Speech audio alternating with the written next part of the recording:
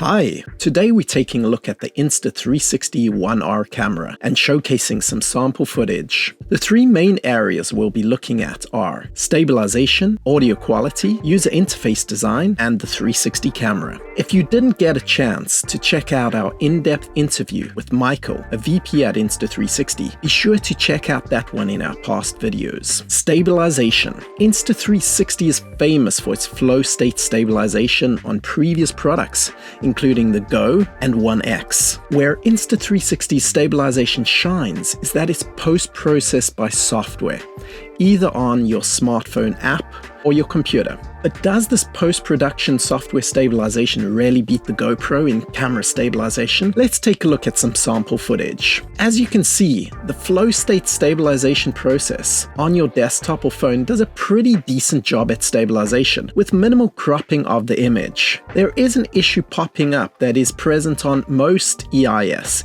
electronics image stabilization action cameras.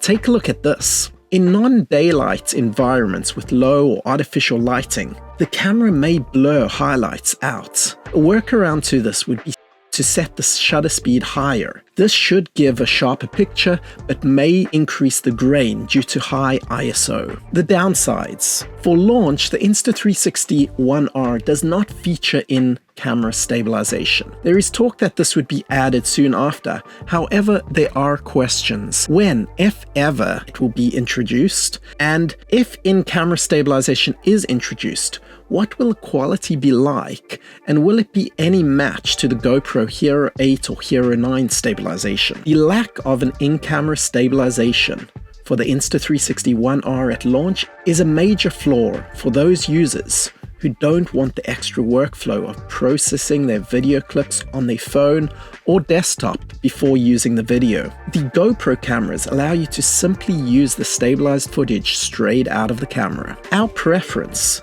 is in-camera stabilization, as it decreases your workflow time for professional use. If you are using the camera to simply upload to socials through the phone app, this should not be an issue to you, and the app experience will give you greater flexibility to share creative ideas.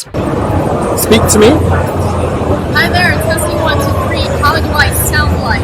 I'm just testing 1, 2, 3, testing 1, 2, 3, testing 1, 2, 3. How does a microphone sound like? Speak to me. Hi there, testing 1, 2, 3. How do I sound like?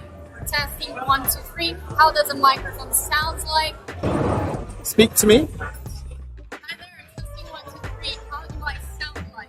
Testing 1, 2, 3. How does a microphone sound like? Touchscreen and user interface design. The touchscreen controls allows for extensive controls of features and modes such as shutter speed, white balance, auto versus manual modes, and resolutions, turning log color mode on and off, and numerous other features. Because of the modular design of the camera, the touchscreen is limited in size and feels smaller than a GoPro camera. The plus side is that the screen module can be assembled next to the camera, either in selfie vlog front-facing direction or your standard point-and-shoot backwards direction.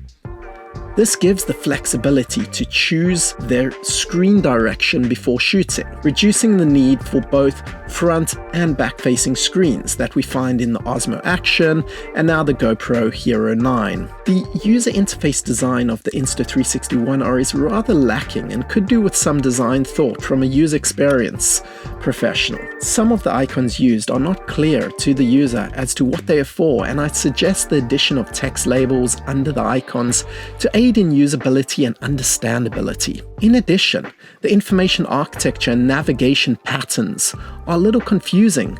We'd suggest using consistent navigation patterns that users are used to using in other products. One example of this is the back arrow being located at the top right. The correct location for this should be the top left instead, providing an anchor for users to navigate backwards. 360. When we connected the 360 module, we found that the 360 mode performed very similar to that of the GoPro Max. The 360 resolution specs, 5.7K, are extremely similar to the GoPro, and Both will look better in very bright light compared to indoors or low light because of the small sensor sizes. The stitching was not perfect for items located close up, but very acceptable stitching for items further away. You can notice a difference in lighting between the two lenses, especially where there's a drastic difference in brightness on either side of one of the lenses. This is a common issue with 360 cameras and nothing to be overly concerned about. For a consumer camera though, the Insta360 1R is an impressive 360 camera with additional software features which help the user reframe the workflow from a 360 view to standard aspect ratio. Its point to track feature allows the user to set an object to track in a 360 environment. One of the more time-intensive parts of a 360 workflow is reframing the 360 view of the world to a standard 16.9 frame. AI reframing offered by the apps allows for automated framing experience, where the app tries to automatically reframe for the user. Hyperlapse allows for smooth time-lapse as the user walks. Stop motion automatically analyzes the footage to create an attractive effect. Beyond the resolution, the 1R saves in a more compressed H.265 format, which in turn gives you more details in your shots. The twin edition of this camera comes with both the 4K action lens and the 5.7K 360 lens. Check out the links in the description below to see the latest prices. Having used both this camera and the GoPro Max, we'd recommend this camera over the GoPro Max for 360 work.